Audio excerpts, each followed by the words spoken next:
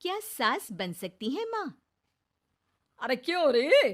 काम में ध्यान नहीं है जो सब्जी में नीरा नमक भर दिया। मुफ्त में रोटी तोड़ने की आदत पड़ी हुई है। ये सब यहाँ नहीं चलेगा। गलती हो गई माँ जी, माफ कर दीजिए। माफी चाहिए? चलो ठीक है, ये नमक भरी सारी सब्जी खत्म कर। कुछ भी फेंकना नहीं चाहिए, मिल जाएगी माफी। सुनैना की शादी कुछ महीनों पहले ही वासु से हुई है, जिसके बाद से उसकी जिंदगी इस नर्क में जल ही रही है। और अब यही सुनैना की आम जिंदगी है, जिसमें उसकी सास हर छोटी बात पर और कभी कभी तो बिना किसी बात के बस उसे परेशान कर खरी खोटी सुनाती ही रहती है। सुनैना, कल मुही कहाँ मरी हुई है? इधर तो आ। सास की आवाज सुन सुनैना भागती हुई उसके पास आती है। क्या हुआ माँ जी? अरे तुझे पता है मेरे पैरों में दर्द रहता है, तो मुझसे बदला लेने के लिए टीवी का रिमोट इतनी दूर रख दिया। अरे मुझे ज्यादा खड़ा कर पैर तुड़वाना चाहती है क्या? आज पूरा दिन तू एक पैर पर काम करेगी। अगर कहीं दूसरा पैर जमीन पर रखा तो मुझसे बुरा कोई नहीं होगा। सास और सुनैना की ये कहानी उसकी ननद सिम्मी बहुत करीब से देख रही होती है, जिस वजह से उसके मन में ससुराल और सास के लिए डर बनने लगता है। इसी तरह दिन बीतते हैं। एक शाम वासु और सुनैना साथ बैठे होते हैं। क्या बात है? तुम दिन पर दिन कमजोर कैसे होती जा रही हो? नहीं तो, आपको ऐसे ही लग रहा होगा। मैं बिल्कुल ठीक हूँ। हो सकता है, पर चलो ध्यान रखना, मुझे कुछ काम है। ऐसा बोल जैसे ही वासु जाता है, तभी सिम्मी वहां आ जाती है। भाभी, आप भाई को माँ के बारे में बता क्यों नहीं देती? वो आपके साथ बहुत गलत करती है। क्या सारे ससुराल वाले ऐसे ही होते हैं? भाभी, मुझे तो शादी ही नहीं करनी, बहुत डर लगता है मुझे। अरे तुम बेकार ही टेंशन ले रही हो, ऐसा कुछ नहीं है। मुझे पता है तुम्हारा ससुराल बहुत अच्छा है, इसलिए खुशी खुशी ससुराल की तैयारी करो। सिम्मी तो वहां से चली जाती है, लेकिन सुनैना उसकी बातों से सोच में पड़ जाती है। कुछ दिनों बाद सुनैना के मम्मी पापा और भाई उनके घर आते हैं, जिन्हें देख सास हैरान रह जाती है। आप लोग सुनैना से मिलने आए हैं? अरे बहू, देख तो तेरे मम्मी पापा आए हैं। जी नहीं, आज हम यहाँ लड़की नहीं लड़के वाले बनकर आए हैं। हाँ माँ, मैंने ही सिम्मी और शरद के रिश्ते की बात मम्मी पापा से की थी। शरद हमारी सिम्मी के लिए परफेक्ट है। बेटे की बात मानते हुए उसकी माँ रिश्ते के लिए मान जाती है, पर अब सिम्मी के मन में ससुराल का डर और ज्यादा बढ़ जाता है।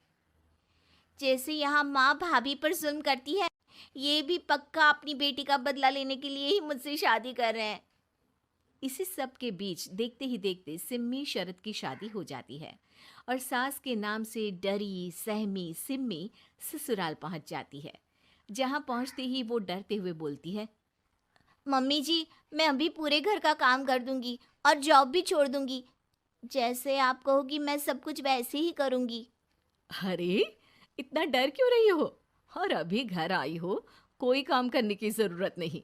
नई शादी है, कुछ दिन आराम करो, घूमो फिरो। रही बात घर या जॉब की, तो वो तुम्हारी चॉइस है, कोई तुम्हें नहीं रोकेगा। सास का ऐसा व्यवहार देख सिम्मी हैरान रह जाती है और अपनी भाभी सुनैना का ससुराल में पहला दिन सोचने लगती है। चलो हो गया कार्यक्रम खत्म। जा वासु, आराम कर। बहू, तू अपने काम पर लग जा। काम से मेरा मतलब है घर का काम, क्योंकि अब से तुम इसके अलावा और कोई जॉब बॉब नहीं करोगी। हाँ। क्या हुआ? कहाँ खो गई? लगता है सपनों में ही घूमने लगी। बताती हूँ तुझे अभी। मेरी बेटी का मजाक बनाएगा? सपने में क्यों, असलियत में घुमा कर ला। जा। ससुराल की ऐसी इमेज सिम्मी ने कभी सपने में भी नहीं सोची थी। अपने आप को बहू नहीं, बेटी सुन उसे बहुत हैरानी होती है।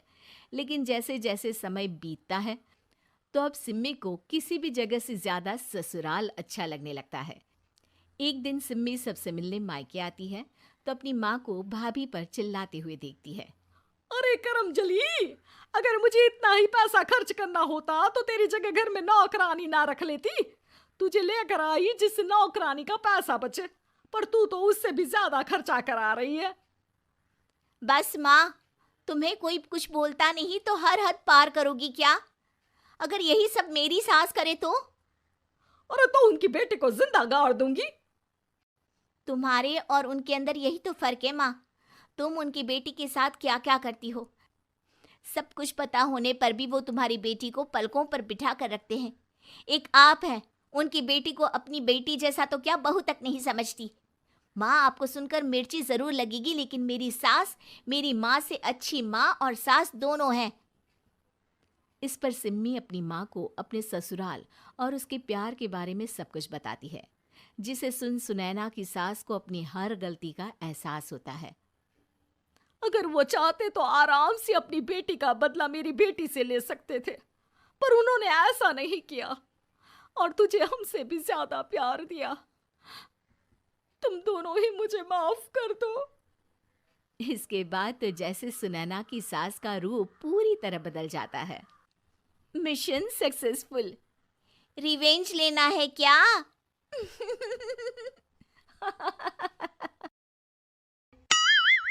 मीरपुर नाम के शहर में तेजस अपनी पत्नी नीरू के साथ रहता था। पति पत्नी दोनों ही नौकरी करते थे। एक दिन तेजस गांव अपनी माँ के पास फोन करता है। हेलो, प्रणाम माँ। जीते रहो माँ, तुम दादी बनने वाली हो हैं? अरे वाह, ठीक है बेटा, मैं कल ही आती हूँ। जब माँ जी शहर पहुंची तो बेटे बहू ने बहुत अच्छे से स्वागत किया। लीजिए माँ जी, चाय।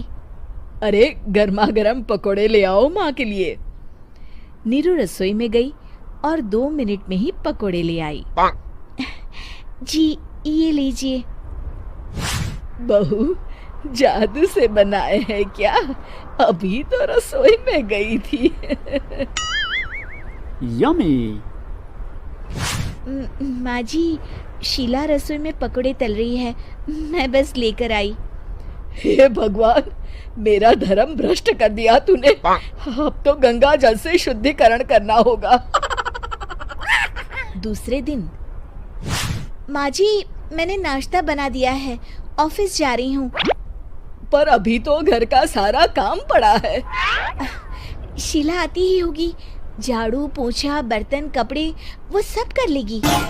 हमारे जमाने में घर का सारा काम हम ही करते थे। जी माँ जी, आप बहुत होशियार हैं, मैं घर ऑफिस दोनों नहीं संभाल पाती। तो जरूरत क्या है घर से बाहर जाकर चाकरी करने की? वैसे भी घर का काम खुद करने से घर में बरकत आती है, समझी? पर माँ जी। पर वर कुछ नहीं, इस महीने की पगार मिले फिर ऑफिस बंद है। हाँ। रात को नीरू तेजस से कहती है, सुनिए जी, माँ जी बोल रही थी कि मैं नौकरी छोड़ दूं। वैसे ठीक ही तो है, अभी तुम्हें आराम की जरूरत है। फिर भी आराम कहाँ, शीला को छुड़ाने के लिए बोल रही थी। तो अब 24 घंटे में इतना काम तो कर ही सकती हो। पर जॉब पसंद है मुझे, घर पर मन नहीं लगेगा। अगले दिन जब दोनों ऑफिस के लिए निकल रहे थे, मेरी तो कोई कीमत ही नहीं है इस घर में। माँ जी, आजकल महंगाई बहुत है, रहन सहन भी बदल गया है, दोनों नौकरी करते हैं तभी ठीक रहता है। अच्छा, तू कहना क्या चाहती है? मेरा बेटा तुझे बिठा के खिला नहीं सकता? तू ही इस घर का खर्च चला रही है, हैं? नहीं माँ जी, मेरा वो मतलब नहीं था। मतलब खूब समझती हूँ, ये बाल धूप में सफेद नहीं किए मैंने। हाँ। अब तो ये रोज का काम हो गया था। तेजस भी रोज की झिकझिक से परेशान हो गया था। एक दिन उसने कहा, नीरू, वैसे भी तुम्हें मैटरनिटी लीव मिलने वाली है, तो अभी से ही छुट्टी ले लो। पर क्या, मेरी सैलरी अच्छी खासी है। आखिर नीरू ने रिजाइन कर दिया। जब बच्चा हुआ तो घर में सब बहुत खुश हुए। कुछ दिनों बाद तेजस फाइल देख रहा था। क्या हुआ तेजस, कुछ परेशान लग रहे हो? अब हाँ, वो हमारी जितनी सेविंग्स थी वो तो हॉस्पिटल में और छठी के फंक्शन में ख़त्म हो गई है नीरू। और अभी वैसे मंदी चल रही है तो मैं बोल रही थी कल मुन्ना को हेपेटाइटिस का टीका लगवाना है। नीरू, क्या पोस्टपोन नहीं कर सकते? नहीं जी, बिल्कुल नहीं। अब तेजस को समझ में आ रहा था कि उससे गलती हुई है। पैसों की कमी का असर घर के माहौल पर भी पड़ रहा था। अगले दिन, बेटा मेरा चश्मा और ये दवाइयाँ ले आना, पर्चा देते हुए माँ जी ने कहा। जी।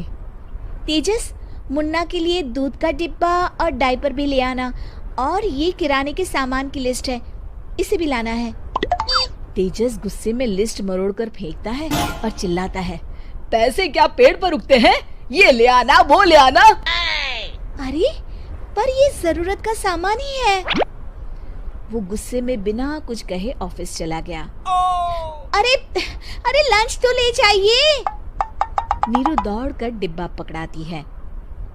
एक दिन खाना खाने के बाद, नीरू, अब तो मुन्ना कुछ बड़ा हो गया, तो अब तुम वापस ज्वाइन कर लो ना जॉब। पर इस रिसेशन में जॉब मिलना बहुत मुश्किल है। ट्राई तो करो। फिर मुन्ना? माँ जी है ना, और एक फुल टाइम मेड भी लगा लेंगे। पर माँ जी, उन्हें तो पसंद नहीं। तभी माँ जी वहाँ आ जाती है और प्यार से नीरू के सर पर हाथ फेरते हुए बोलती है, अब मेरी समझ में आ गया बहू, पहले के और अब के समय में अंतर है। तुम काम शुरू करो, मुन्ना की जिम्मेदारी मेरी। मेरी प्यारी माँ जी। ये कहकर नीरू उनके गले लग गई। शिक्षा, परिवर्तन संसार का नियम है, हमें भी समय के साथ चलना चाहिए। उम्मीद है कि आपको हमारी ये कहानी पसंद आई होगी। कृपया हमारे चैनल को सब्सक्राइब करें और सभी अपडेट्स के लिए बेल आइकन जरूर क्लिक करें। और हाँ, वीडियो लाइक और शेयर करना मत भूलिएगा। Bye bye.